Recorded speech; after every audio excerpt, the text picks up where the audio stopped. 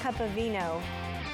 Not good news. Weather Authority Chief Meteorologist Dan Cianca. Well, that's right, Veronica. We stand in the drought across the entire state. Some changes this week, very small ones across the region. I did see a decrease this week in extreme drought, but an increase in exceptional drought of 1%.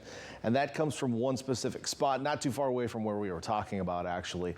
Let's zoom in to Mendocino County. This area did see the increase from extreme to exceptional drought this week here. That was the only change across the state. We didn't see any positive change necessarily. And we had been seeing some across far southeastern California as monsoon rains have been fairly plentiful there, which is some good news, but no change this week. Here locally, we continue to remain in extreme drought for the entirety of our viewing area outside of a far eastern sliver of San Benito and Monterey counties, which are in exceptional drought at the moment. So let's talk about the chances of rain in the future. High pressure strengthening here over the west, going to be bringing heat all the way to the Pacific Northwest and to the interior as well. Still pumping some moisture in. Some of that moisture drawn around a weak area of low pressure off to our northwest. We saw the high clouds come through yesterday. A couple radar echoes as well, but no drops necessarily hitting the ground. We do have a couple of tropical systems, and their moisture is heading our way as well, at least close to us. This is the remnants of what was once Kevin, and you can see some clouds swirling around with that. That's actually being drawn up toward us. And then there's another hurricane down off of Mexico called Linda, and some of Linda's moisture may be kind of close to us over the next couple of days as well, but it's the weak Kevin that will see some of its moisture stream through. So what you can expect from that is another round of some high clouds as we head into the day late tomorrow. So let's get into your forecast on FUTURECAST overnight tonight. Still a few remaining high clouds out there. The low clouds thickening back up around the bay overnight tonight into tomorrow morning. Some patchy fog will be possible. It's a little mild out there, a little muggy.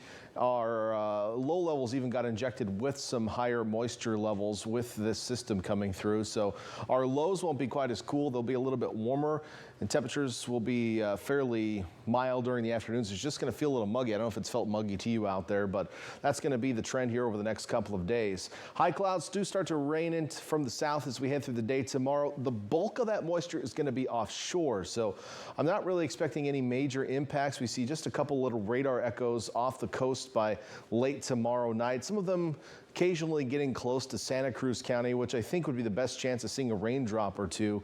But I think most of this energy is going to miss us offshore. Future lightning is showing some potential, mainly offshore tomorrow night. This is a little bit more energetic area of moisture, but I'm not really expecting anything from it as we head through the next 24 hours, aside for some high clouds out over the ocean.